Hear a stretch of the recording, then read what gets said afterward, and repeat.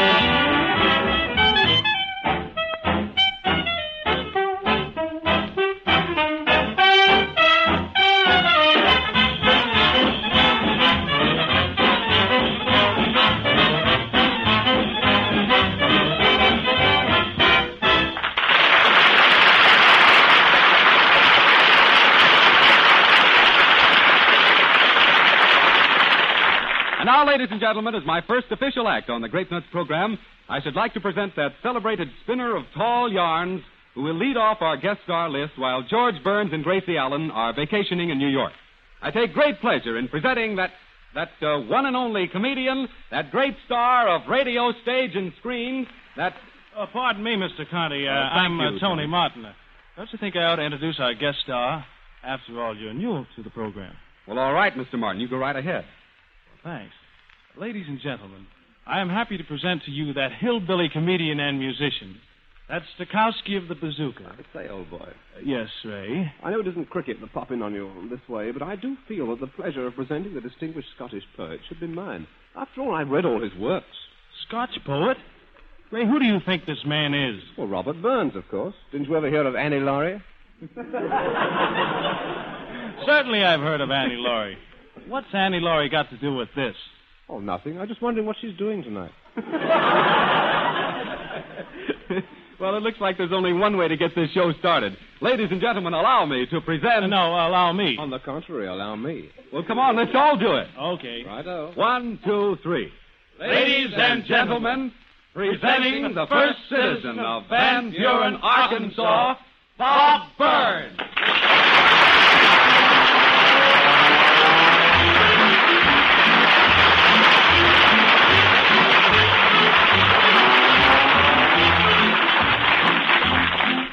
I want to thank you boys for that introduction. You've done a mighty good job there, but you boys can go now. Well, don't you want us to stay here with you, Bob? Doesn't it help you?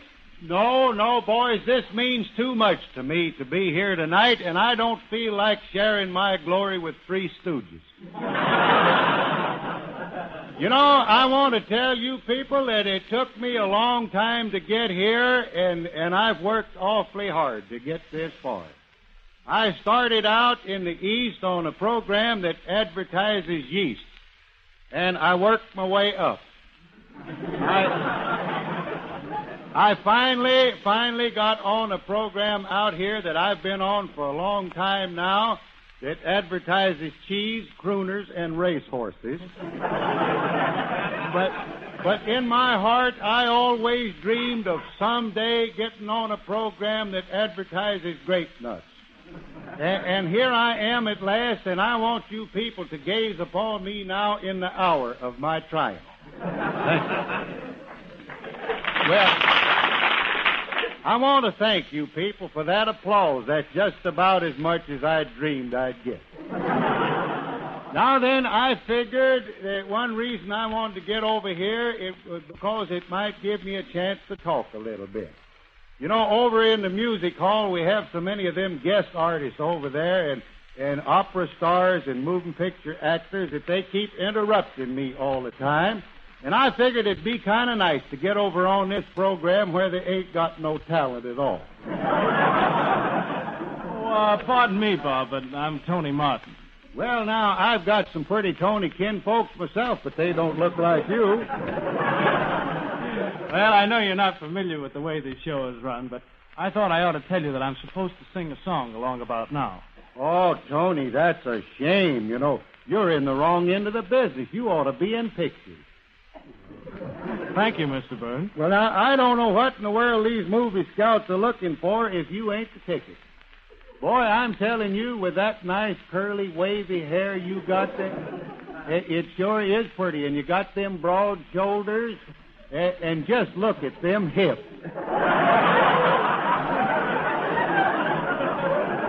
Boy, I want to tell you, you are a beautiful animal. Well, thank you, Bob. It must be the suit. Well, now, that is a right pretty suit you got on there. You know, I've often wondered what Crosby does with his old clothes.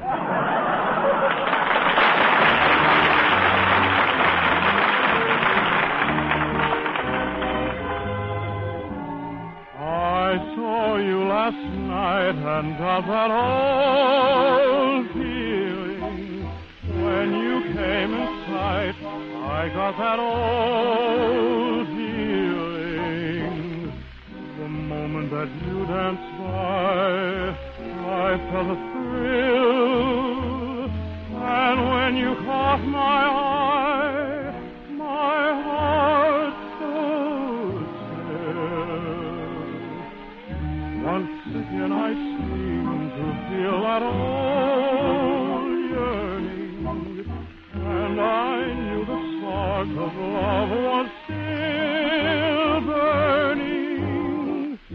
There'll be no new romance for me.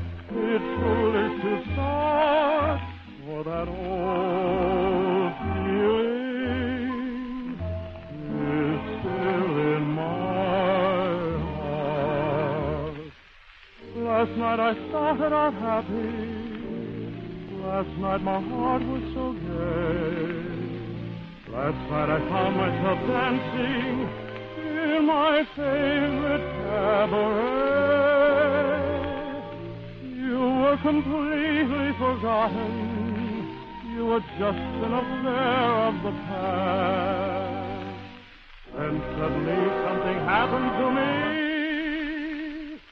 and I found my heart beating oh so fast.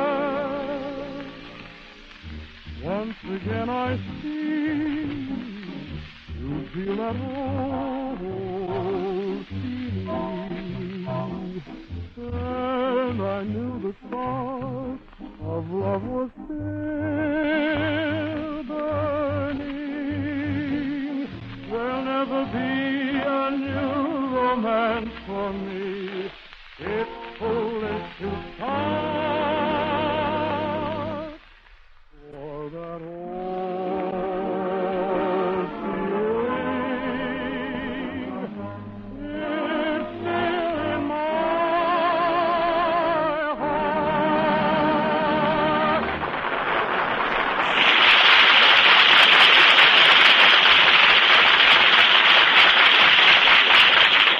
Yes, sir, that was that old feeling sung by Tony Martin. And I want to tell you it sure was pretty, Tony. Thanks, Bob. And I want to apologize for what I said a while ago, you know, about you interrupting. It ain't my fault. It's just that I come from a family of people that don't like to be interrupted. Now I was just thinking about my Uncle Fudd. There's a man that don't bother nobody, and he don't want anybody to bother him. And I'll never forget the time we was sitting out under the shade of a tree one time, and we'd been sitting there for about 2 hours, and neither one of us had said a word. And finally I looked up and I saw a hornet on his coat collar. And in a quiet voice I said, "Hey." And he sat there for 15 minutes, and finally he looked at me and he says, "If you don't quit that blabbing, I'm going in." Well, I says, "I just wanted to tell you got a hornet on your coat collar." And he says, "Well, I didn't bother you, and for the last hour and a half, you've been practically sitting on a rattlesnake." You know, that's one reason I wanted to get over on this show tonight. I just figured it would be nice and quiet. At least I thought it would be quiet now that the noisy element is in New York. But, you know, I'll tell you, when George and Gracie are on this show, I believe it is the noisiest show on the air today. The only quiet spots in the show is right after they pull the gag. Mr. Burns. Yes, Ray? I hope you won't think I'm presumptuous. I've never asked a moving picture star before, but could you tell me what time it is? Well, yes, Ray, it's 7:45. Oh, thanks so much. Was that today or tomorrow? Yeah.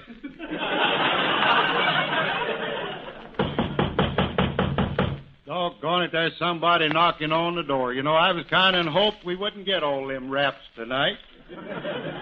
Well, you can't have too many raps on a chilly night like this, do you think? Well, Ray, will you see who that is? You know, that's one feature I've noticed they got on this show. Every time the show gets dull, they have somebody knock on the door. I declare, I bet some evenings they wear out 2 doors over here. Who is it, Ray? Well, there's a gentleman who says he wants to see you about some financial losses he's had. What does he look like? Well, he's very thin and shabby-looking, and his trousers are dreadfully frayed. Well, now, I'm awfully sorry for the man, but there ain't a thing in the world I can do. I can't help it if he insists on betting on Bing's horses. I declare, you know, that's a kind of a bum gag, but Bing is used to bum plugs like this. I just said that so you'll know this is the right show. Pardon me for running in so quick, Mr. Burns, but it got so dull I thought I'd better not take time to knock. Well, now, who in the world are you? My name's Maisie Allen. Allen. Well, now, this wouldn't happen again in 1,000 years. Her name's Allen.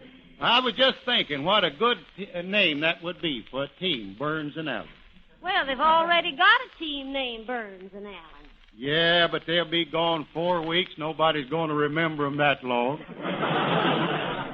Well, now, that's what I want to see you about. You know, down home, everybody tells me I'm just another Gracie Allen.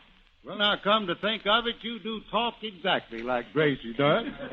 You know, and I figured if I can do George Burns just a little bit, people won't miss him at all. Well, I'll do my part. Well, now, let's get going. Well, now,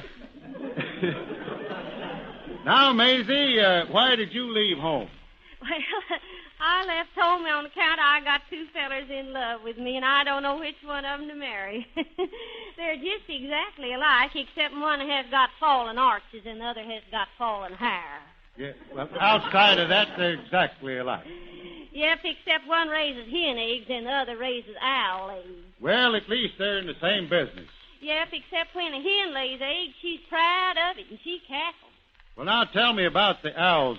Can't you tell Feather they've laid a knot?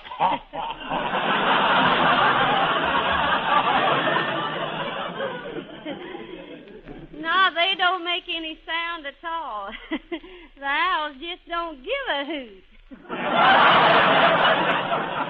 Why does this have to happen to me? Well, anywho, Bobsy Wobbsy, you ain't told me which one of them fellers I'd ought to marry. Well, now, I believe if I was you, I'd marry the fellow with the falling hair. Why? Well, you can see he's coming out on top. I don't get it. Hey, Ray.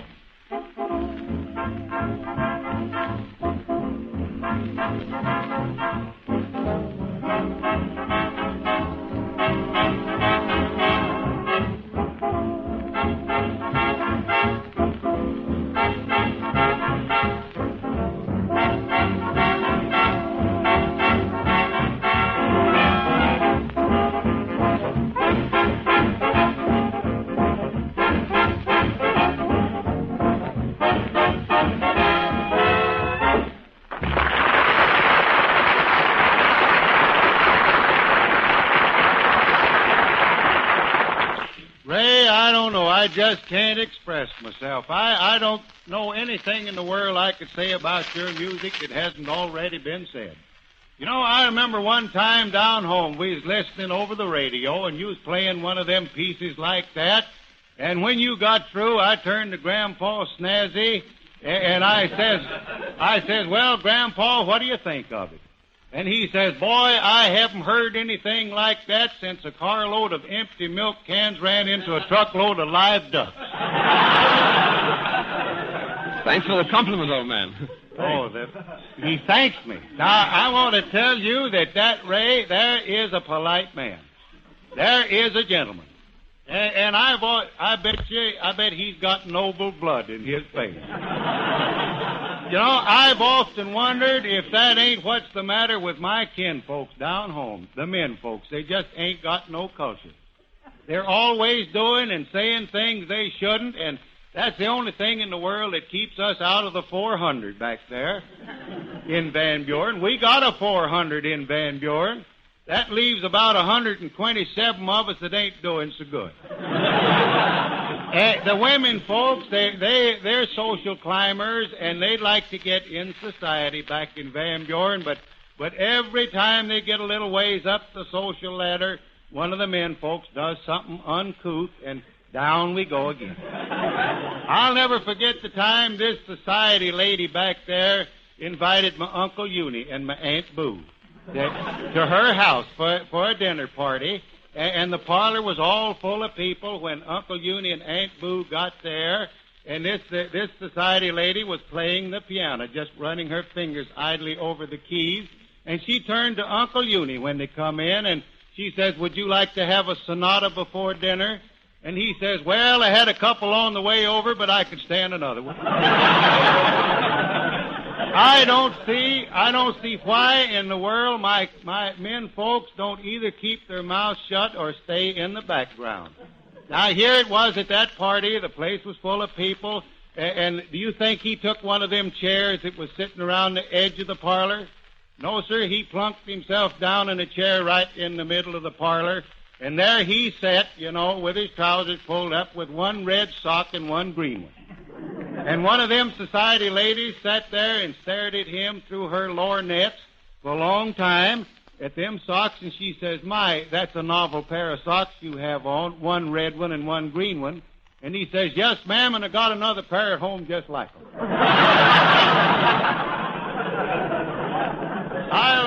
I'll never forget when the butler come to the door and told him dinner was ready. That's all Uncle Uni needed. He made a dash for the dining room table, and he knocked people over, and he got to the table just in time to ease into a chair, just as the lady was starting to sit down in it. And this lady, she had the lorgnette, too. She looked at him and says, that's awfully rude to take a chair away from a lady. And he says, I didn't take it away from you, sister. I beat you to it fair and square. And he did, too. I will say that for him. If anything, she had a head start on him. But it was at the table when the conversation started that Uncle Uni really done himself proud.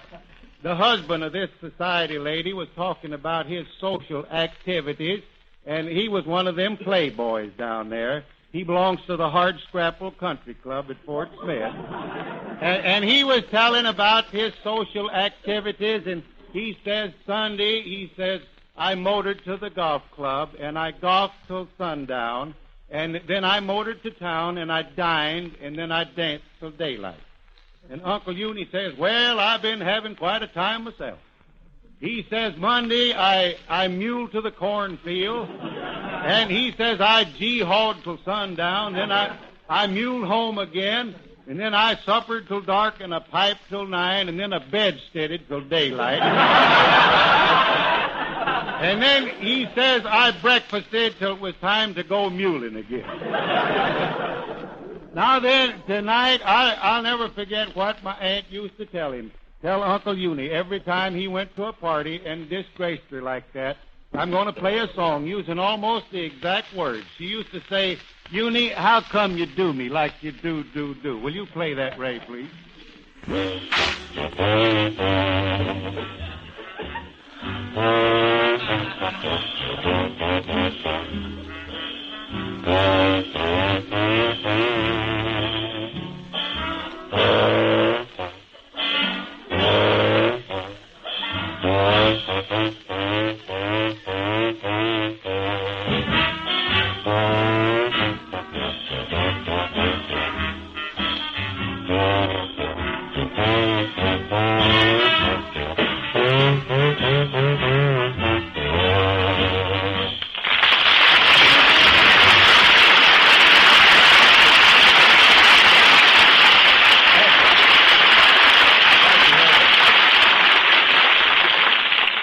I sure am much obliged. And now, Tony, how about you doing another song? Look like these people will stand for pretty near anything. All right, Bob, I'd like to sing Remember Me. Well, you better sing it pretty. They forget you mighty quick in this business.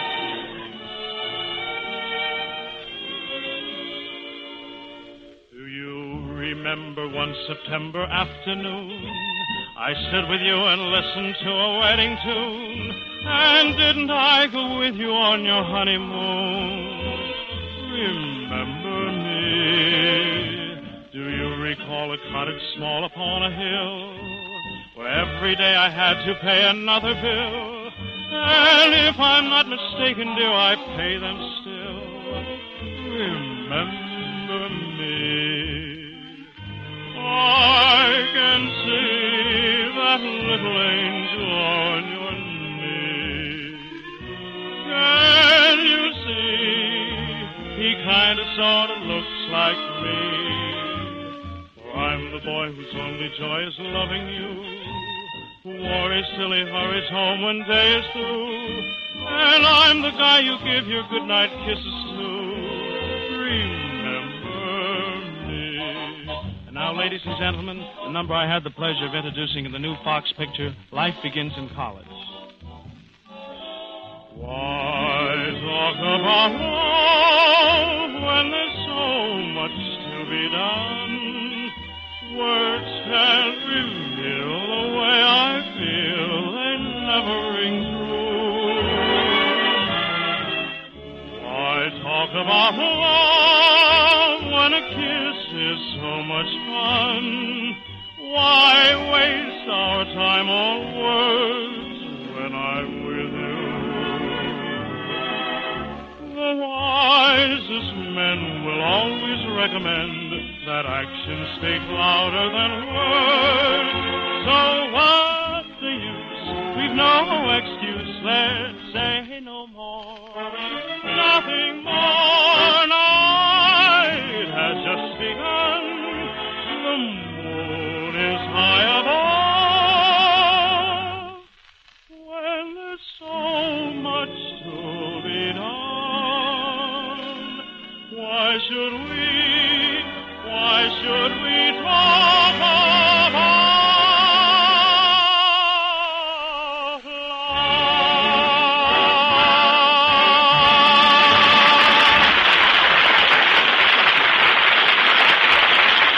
Thank you, Tony, and I'll always remember how pretty you sang that number.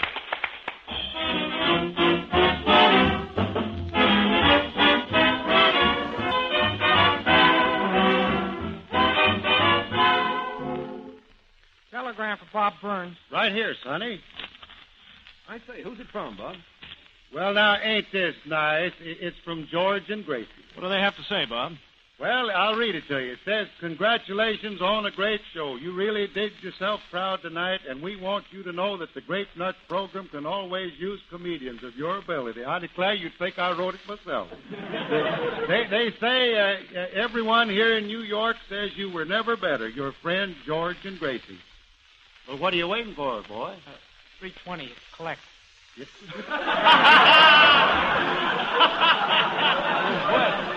What's so funny about that? What are you laughing at? It's probably one of their jokes. Oh, a joke. Oh. I don't get it.